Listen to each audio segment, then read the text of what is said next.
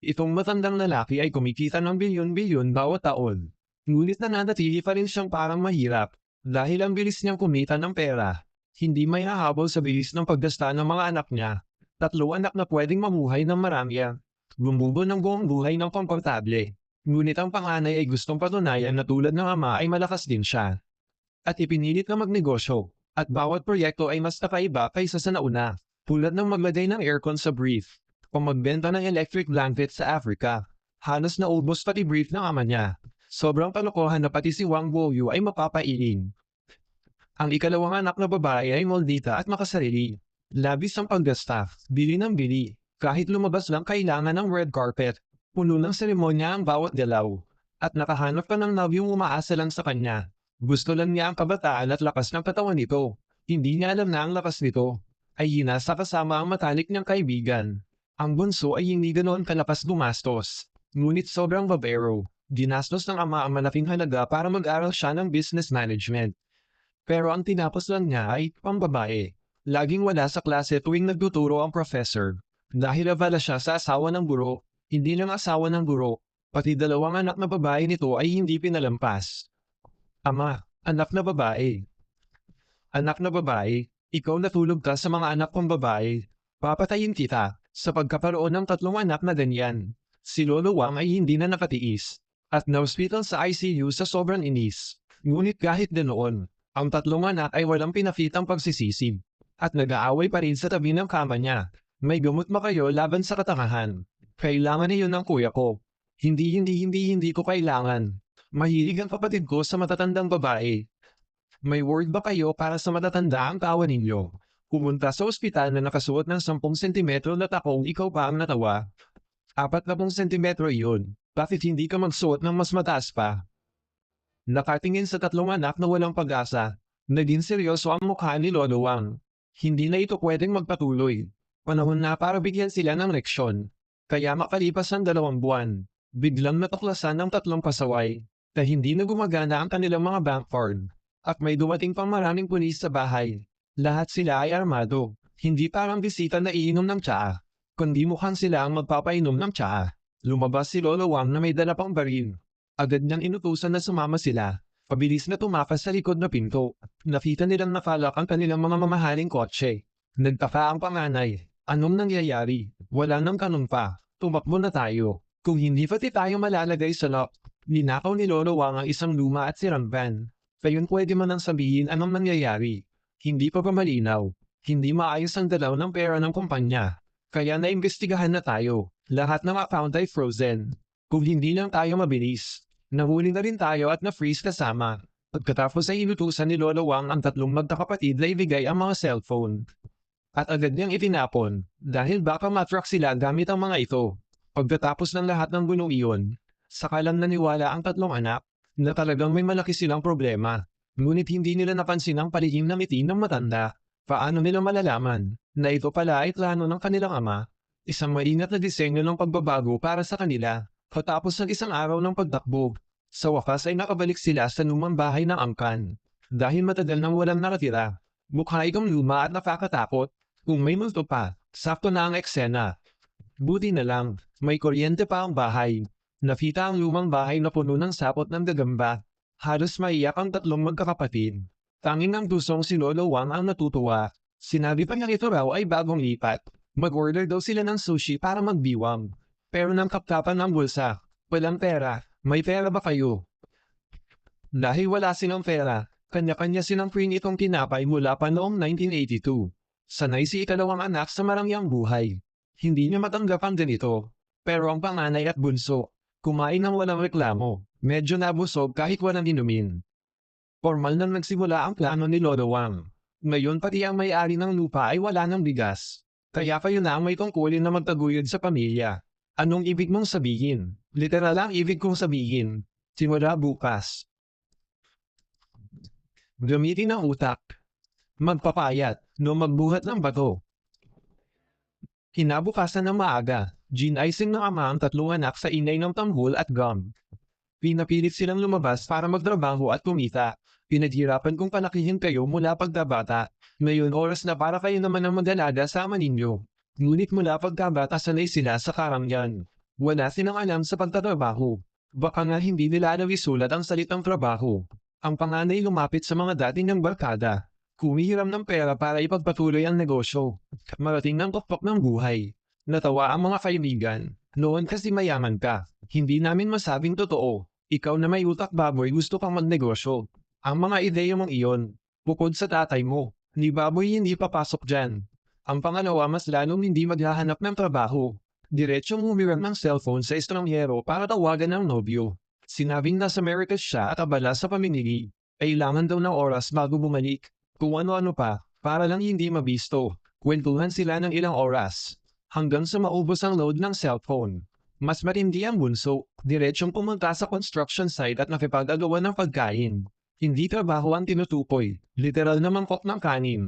Kung hindi dahil sa matagal niyang pagsasanay sa pagtakas kasama ang asawa ng burok, baka nabugbog na siya hanggang mamatay. Paglipas ng isang araw, walang tinita ang panganay at bunso. Naiwan ng pag-asa sa pangalawang anak. Makalipas ang ilang oras, umuwi na siya na may dalang mga mamahaling gamit. Sumakay pa ng espesyal na sasakyan. Tinanong siya saan galing ang pera. Ibinenta ko ang Rolex ni kuya. Ano raw ang sinabi niya? Ibinenta niya ang relo ko. Ibinenta mo ang Rolex ko. Papatayin ko siya. Kung hindi lang sila pinigilan ni tatay at bunso, may isang siguradong mawawala ngayong araw. Dahil nabenta na rin naman. Dapat bumili ka man lang ng pagkain, di ba? Huwag ninyo akong pigilan. Ibigay mo na lang ang natira para bumili ng pagkain. Ibinigay ko ang muling €1 sa driver ng sasakyan. Mukhang buong pamilya ay magugutom na. Biglang dumating ang dating kasambahay at mga patulong. May dala silang pagkain at mga gamit. Kahit papaano nakaligtas sila sa kagipitan. Bago umalis, iniabot ng katulong ang isang calling card sa pangalawang anak. Sinabi niyang magtatrabaho siya ngayon bilang waiter sa isang restaurant. Pwede siyang magpasa ng trabaho bilang tagahugas ng plato. Matapos matikman ang hirap ng lipunan, napilitan silang magpakumbaba at formal na simulan ng kanilang buhay paggawa. Pumunta ang panganay sa job agency.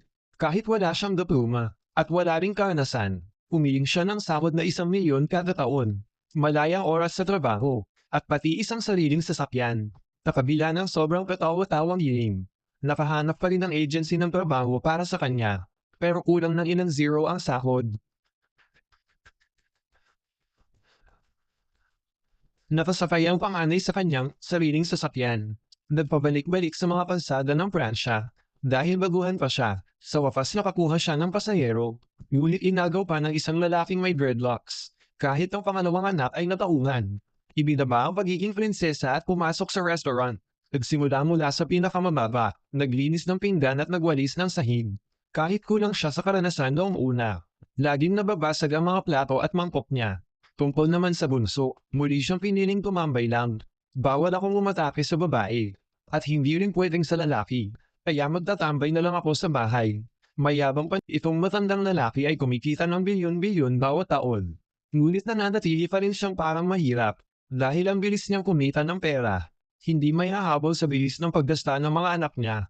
3 anak na pwedeng mamuhay ng marami. Bumubo ng buong buhay ng komportable. Ngunit ang panganay ay gustong patunayan na tulad ng ama ay malakas din siya. At ipinilit na magnegosyo. At bawat proyekto ay mas kakaiba kaysa sa nauna. Tulad ng maglagay ng aircon sa brief. O magbenta ng electric blanket sa Africa. Halos naubos pati brief ng ama niya. Sobrang kalokohan na pati si Wang Guoyu ay mapapailing. Ang ikalawang anak na babae ay moldita at makasarili. Labis ang paggasta, bili ng bili. Kahit lumabas lang kailangan ng red carpet. Puno ng seremonya ang bawat galaw. At nakahanap pa ng nobyong umaasa lang sa kanya. Gusto lang niya ang kabataan at lakas ng katawan nito. Hindi niya alam na ang lakas nito ay hinasa kasama ang matalik niyang kaibigan. Ang bunso ay hindi ganoon kalakas gumastos. Ngunit sobrang babero. Ginastos ng ama ang malaking halaga para mag-aral siya ng business management. Pero ang tinapos lang niya ay pambabae. Laging wala sa klase tuwing nagtuturo ang professor. Dahil abala siya sa asawa ng guro, hindi lang asawa ng guro, pati 2 anak na babae nito ay hindi pinalampas. Ama, anak na babae. Anak na babae, ikaw natulog ka sa mga anak kong babae. Papatayin kita sa pagkaparoon ng 3 anak na ganyan. Si Lolo Wang ay hindi na nakatiis. At na-hospital sa ICU sa sobrang inis. Ngunit kahit ganoon, ayaw niyang ipagpatuloy ang pagtatrabaho. Gusto lang niya ang Ang tatlong anak ay walang pinakitang pagsisisi at nag-aaway pa rin sa tabi ng kama niya. May gamot ba kayo laban sa katangahan? Kailangan niyo ng kuya ko. Hindi ko kailangan. Mahilig ang kapatid ko sa matatandang babae. May word ba kayo para sa matatanda ang tawa ninyo? Pumunta sa ospital na nakasuot ng 10 sentimetro na takong ikaw pa ang natawa. 40 sentimetro iyon. Bakit hindi ka magsuot ng mas mataas pa? Nakatingin sa tatlong anak na walang pag-asa. Naging seryoso ang mukha ni Lolo Wang. Hindi na ito pwedeng magpatuloy. Panahon na para bigyan sila ng leksyon. Kaya makalipas ang 2 buwan, biglang natuklasan ng tatlong pasaway na hindi na gumagana ang kanilang mga bank card. At may dumating pang maraming pulis sa bahay. Lahat sila ay armado. Hindi parang bisita na iinom ng tsaa, kundi mukhang sila ang magpapainom ng tsaa. Lumabas si Lolo Wang na may dala pang baril. Agad niyang inutusan na sumama sila. Pabilis na tumakas sa likod na pinto. Nakita nilang nafalak ang kanilang mga mamahaling kotse. Nagtaka ang panganay. Anong nangyayari? Wala nang kanong pa. Tumakbo na tayo. Kung hindi pati tayo malalagay sa lock. Ninakaw ni Lolo Wang ang isang luma at sirang van. Kayon pwede man ang sabihin anong nangyayari. Hindi pa malinaw.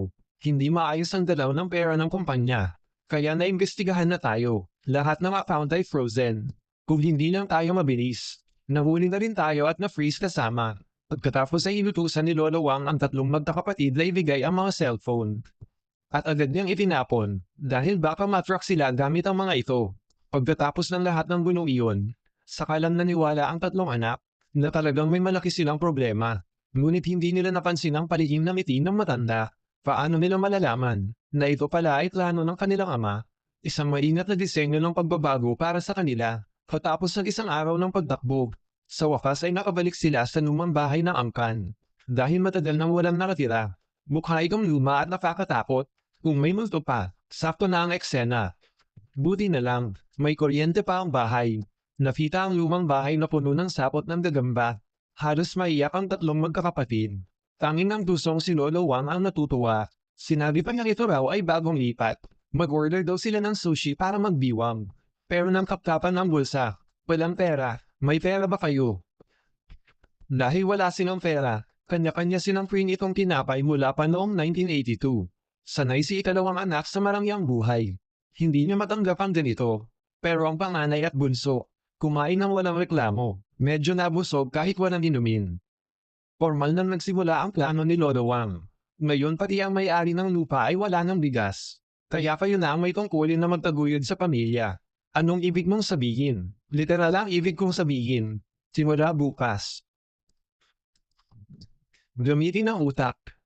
Magpapayat, no magbuhat ng bato. Kinabukasan ng maaga, ginaising ng ama ang tatlong anak sa inay ng tanghol at gum. Pinapilit silang lumabas para magtrabaho at kumita.